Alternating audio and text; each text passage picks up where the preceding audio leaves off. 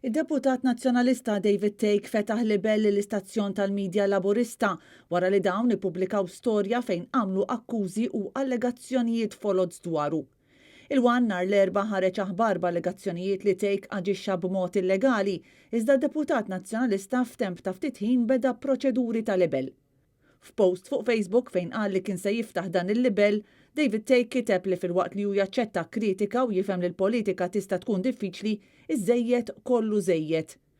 Permezz tal-avukat tiegħu Take beda proċeduri fil-konfront tal-editur Edward Montebello u kontra l-ġurnalist li kiteb l-artiklu tal-One, l-istess midja li fl-aħħar snin instabet li pubblikat fake news fost l-oħrajn dwar ir-raġel ta' Giovanna De Bono, dwar id-deputat Tony Pezzina u dwar intervista li Net News għamel ma' ex-priġunier. Intant l-avukat ta' Take qal li dak li nkiteb mill-Midja Laburista kien falsu libellus u li kien biss intis biex iħammeġ ir-reputazzjoni tal-klijent tiegħu.